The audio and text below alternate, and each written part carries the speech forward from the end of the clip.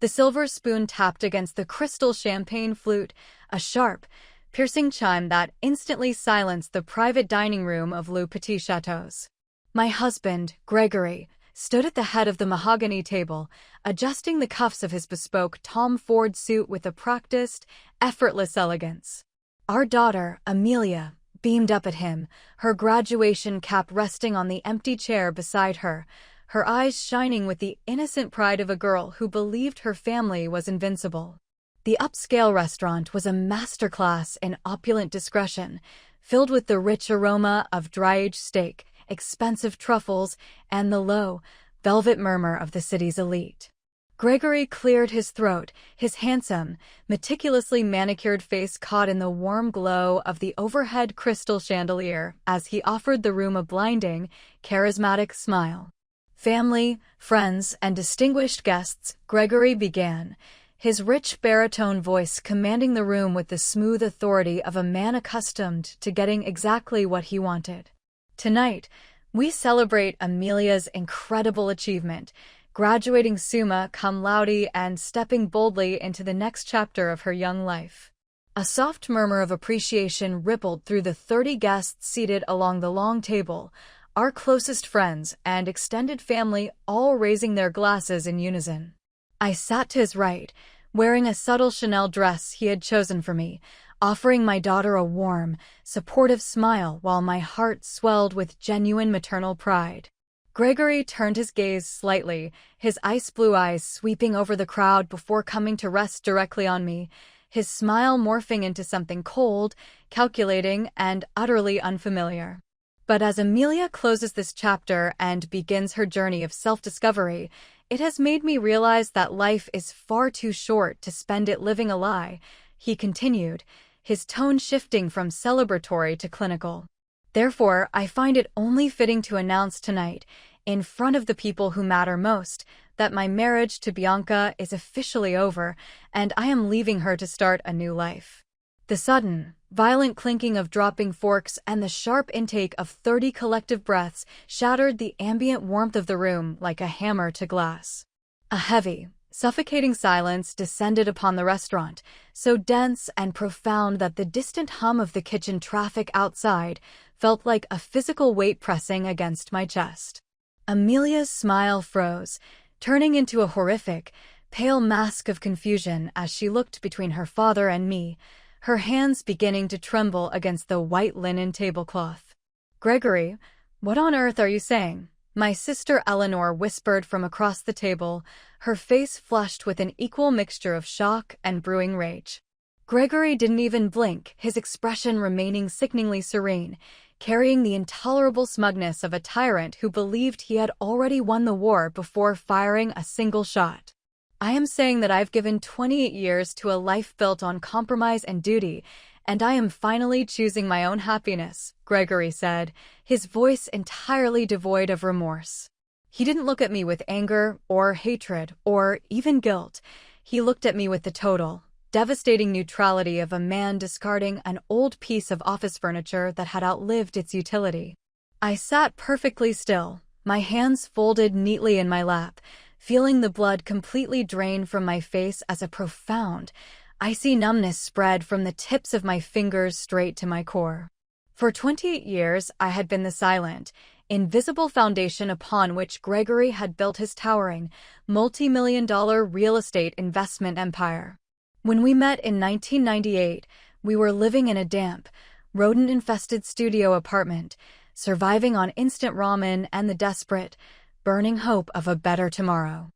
I possessed a master's degree in forensic accounting and had graduated at the top of my class, a sharp, analytical mind capable of seeing the hidden architecture behind complex financial webs.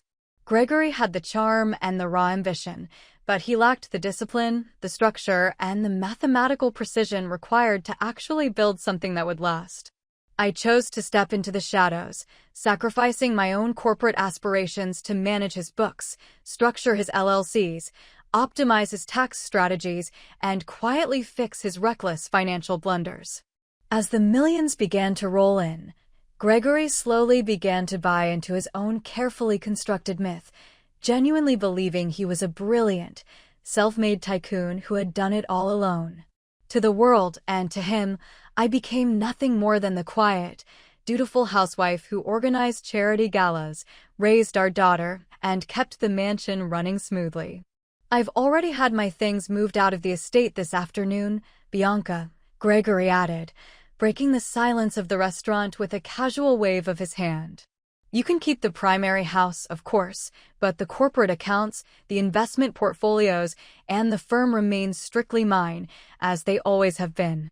He actually smiled then, a small, patronizing twitch of his lips that signaled he believed he had executed a flawless, surgical strike from which I could never possibly recover.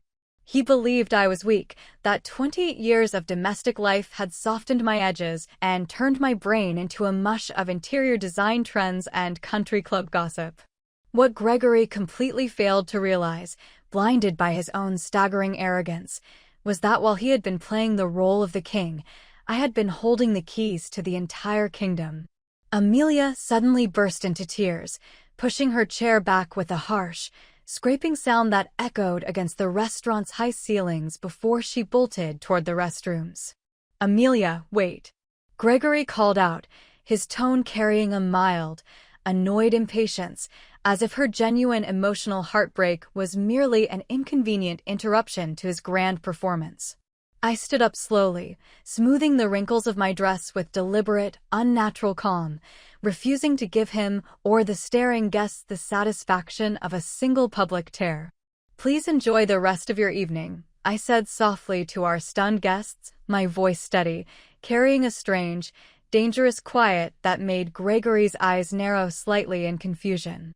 I walked out of the private dining room, tracking down my sobbing daughter, holding her tightly in the hallway while the golden world we had built crumbled to dust behind us.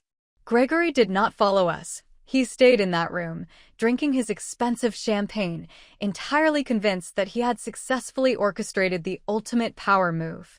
When we arrived back at our sprawling, empty estate later that night, the silence of the house felt loud, filled with the ghostly echoes of a lifetime of shared memories that now meant absolutely nothing.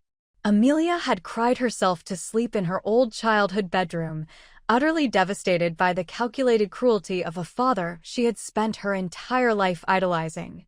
I walked down the grand hallway and entered Gregory's private home office, a room filled with heavy mahogany furniture, leather-bound books, and the distinct scent of his expensive cigars. I sat behind his massive desk, turned on his computer, and stared at the screen, the cool blue light reflecting off my face as the numbness in my chest slowly transformed into a searing, white-hot rage. Gregory thought he was a genius because 18 months ago, he had hired a high-priced corporate attorney to quietly restructure his primary real estate holdings. He thought he was being incredibly clever, slowly funneling millions of dollars out of our joint marital accounts and into an offshore entity registered in the Cayman Islands. He had even established a secondary shell company, deceptively named Aura Holdings, using it to purchase a $3 million luxury penthouse downtown for his new muse. I already knew all about Vanessa, his 25-year-old, creative marketing consultant, whose social media profiles were filled with photos of tropical vacations funded entirely by our corporate credit cards. Gregory truly believed I was oblivious, that because I didn't scream or confront him when I first noticed the suspicious discrepancies, I was simply too stupid to connect the dots. What he didn't realize was that Gregory had never been good at math. He was sloppy, impulsive, and relied heavily on the very accounting templates I had designed for him decades ago. He had left a massive, glaring trail of digital breadcrumbs, utilizing our shared home network and logging into his hidden accounts from the very computer I was currently sitting at. I opened my secure, encrypted external hard drive, plugged it into the machine, and began the cold, methodical process of executing a complete forensic audit of our entire lives. For the next 4 days, I did not sleep for more than 2 hours a night, surviving entirely on black coffee, pure adrenaline, and the intoxicating promise of absolute devastation. I systematically downloaded every single bank statement, wire transfer confirmation, corporate tax return, and hidden ledger associated with Gregory's various companies. I documented the exact dates, times, and routing numbers of every single dollar he had illegally transferred out of our marital estate to fund his mistress and his new life. But my deepest, most lethal discovery came on the third night, hidden deep within the encrypted subfolders of his primary commercial real estate development project. Gregory had been desperate to secure a massive, $40 million construction loan for a high-profile waterfront condominium development that would cement his legacy. To qualify for the loan, he had deliberately, systematically falsified the occupancy rates, projected revenues, and asset valuations of his existing commercial properties.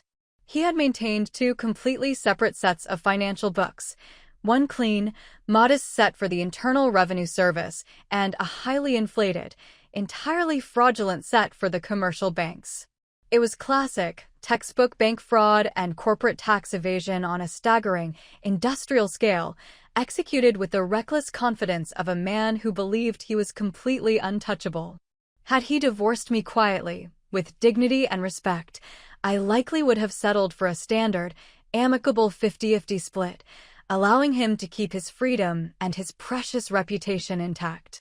But he had chosen to humiliate me publicly, weaponizing our daughter's greatest academic achievement to feed his own monstrous ego and inflict maximum emotional damage. He wanted a war, and as I stared at the irrefutable evidence of his federal crimes flashing across my screen, I smiled for the first time in days, knowing I was about to utterly destroy him.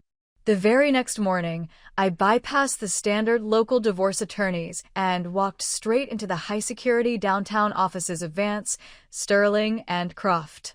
I met with Arthur Vance, a legendary, ruthless matrimonial and white-collar defense attorney known throughout the state as the absolute terror of arrogant billionaire husbands.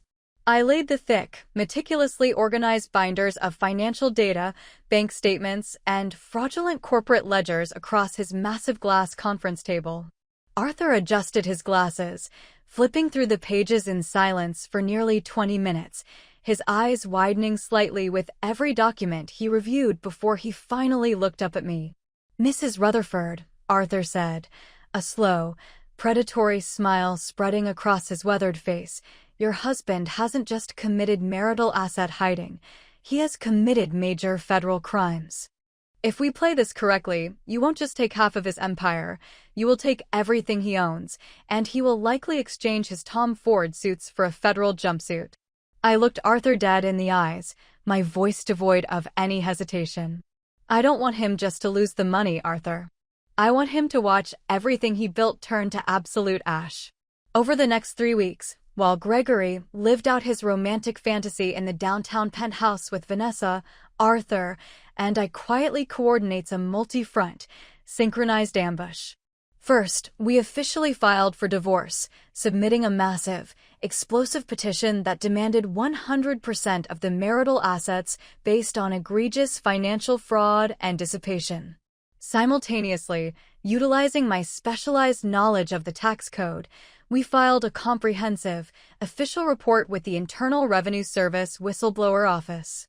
We provided the federal government with the complete, unedited second set of financial books, detailing over $12 million in undeclared corporate revenue over the last 5 years. Under federal law, an IRS whistleblower is entitled to up to 30% of the total recovered taxes and penalties, a detail that would ensure my own financial future remained astronomical. Next, we quietly delivered a carbon copy of the bank fraud documentation to the compliance and legal departments of the commercial banks holding Gregory's multi-million-dollar lines of credit. Gregory remained completely, blissfully ignorant of the storm gathering on his horizon, sending me arrogant, dismissive text messages through his attorney, offering me a pitifully small monthly alimony settlement. He genuinely believed I would panic, cave under the pressure of his financial dominance, and sign whatever insulting agreement he shoved in front of my face out of sheer desperation. The trap finally snapped shut on a rainy Tuesday morning, precisely 4 weeks after his infamous graduation party toast, during a mandatory emergency deposition at Arthur's office. Gregory arrived 30 minutes late, walking into the glass-walled conference room with his expensive, high-powered corporate lawyer, looking thoroughly annoyed to have his time wasted. He didn't even look at me as he sat down across the table, immediately checking his gold Rolex and leaning back in his chair with that same intolerable, smug smirk. "Look, Bianca, let's cut through the drama," Gregory said, his tone dripping with patronizing condescension as he tossed a gold Montblanc pen onto the table. "I've offered you the house and a very generous allowance to maintain your lifestyle, but this ridiculous demand for a full audit of my firms is completely absurd. You don't understand business, you don't understand corporate structures, and frankly, you're just embarrassing yourself and making this harder than it needs to be." His attorney nodded in agreement, offering a smug, dismissive chuckle. "My client is prepared to walk away from this table right now if you refuse to sign the standard settlement terms today." Arthur Vance didn't say a word. He simply smiled, leaned forward, and quietly pushed a thick, heavy manila folder across the polished mahogany table toward Gregory's attorney. "Before you walk away, counselor, I strongly advise you and your client to review the exhibits attached to our amended complaint," Arthur said, his voice smooth as silk. Gregory's attorney frowned, casually opening the folder and skimming the first few pages, his relaxed posture instantly stiffening as the color rapidly began to drain from his face. "What is this?" Gregory snapped, his smirk faltering slightly as he noticed his lawyer's hands suddenly beginning to tremble violently as he flipped through the documents. "Gregory," his attorney whispered, his voice cracking with a sudden, palpable panic, "where did they get these?" "These are the internal, unedited corporate ledgers for the waterfront project." "Not only that," Arthur Vance interrupted, his voice dropping like a heavy steel guillotine, "but those are the exact documents currently being reviewed by the IRS Criminal Investigation Division. As of precisely 8 a.m. this morning, a federal judge has signed an order freezing every single one of your corporate accounts, personal assets, and offshore holdings pending a full criminal investigation." Gregory froze, his face turning a sickening, ghostly shade of gray as he stared at the documents, his breath caught in his throat like a physical obstruction. "That's impossible," Gregory stammered, his eyes darting frantically across the pages, recognizing the highly classified financial data he thought he had hidden behind impenetrable digital firewalls. "She couldn't know this. She's just a housewife," he shouted, his voice losing its rich baritone smoothness and rising to a desperate, shrill panic as he pointed a trembling finger at me. I leaned forward, resting my elbows on the table and locking my eyes onto his, letting him see the cold, calculating mind of the forensic accountant he had dismissed for 28 years. "You forgot one very important detail, Gregory," I said, my voice deadpan, chillingly calm, slicing through his rising hysteria like a razor blade. "I didn't just manage your books in the early days. I built the entire financial architecture of your company from scratch, and I knew your sloppy habits better than you did. You thought you were a self-made genius, but you were just a loud, arrogant salesman who forgot that the woman sitting at home was the one actually keeping you out of prison." His attorney slammed the folder shut, looking at Gregory with an expression of pure horror and professional defeat, realizing they were completely, utterly trapped. "We need to recess immediately," the attorney stammered, grabbing Gregory's arm. "Gregory, do not say another word. We are facing severe federal criminal liability here." Within 48 hours, Gregory's carefully constructed luxury life completely, spectacularly fractured into a million pieces, unfolding with a terrifying, poetic velocity. The commercial banks, alerted to the massive fraud documentation we had provided, immediately called in all of his multi-million-dollar lines of credit, declaring him in default. His massive waterfront condominium development project, the crown jewel of his life's ambition, was instantly halted, plunging his firm into immediate, unrecoverable bankruptcy. Because his offshore accounts in the Cayman Islands were fully frozen by the federal court order, he could no longer access a single dollar of his hidden wealth. The $3 million downtown penthouse went into immediate foreclosure, and his lovely young mistress, Vanessa, packed her bags and vanished the moment his credit cards were deactivated. She didn't even bother to say goodbye, ghosting him completely and leaving him entirely alone in a cheap, rented motel room on the edge of the city he once thought he owned. The divorce proceedings were short, brutal, and entirely one-sided, as Gregory had absolutely no leverage left to fight the overwhelming mountain of evidence we held. I was awarded the entirety of our multi-million-dollar primary estate, all remaining unblemished domestic investment portfolios, and full ownership of his remaining corporate entities. Furthermore, as the official IRS whistleblower, the federal government eventually awarded me a massive, multi-million-dollar payout from the recovered back taxes and penalties seized from his hidden wealth. Gregory was left with absolutely nothing but a mountain of unpayable debt, a completely ruined reputation, and a looming, catastrophic federal indictment for bank and tax fraud.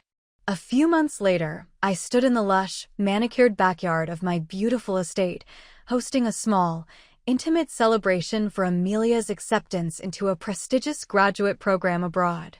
The air was warm, filled with the sweet scent of blooming jasmine and the joyful, genuine laughter of my daughter and our true, loyal family members. My phone buzzed softly in my hand, displaying a brief, desperate email from an unknown number, written by Gregory from a library computer while he awaited his criminal trial. He begged for forgiveness, pleaded for financial assistance to pay his mounting legal fees, and desperately asked if we could meet just once to talk about our 28 years together.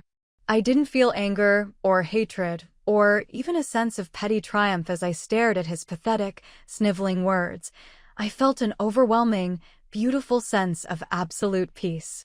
I slowly clicked the delete button, permanently erasing his message from my phone and his entire existence from my life, before raising my glass to toast my daughter's bright, limitless future.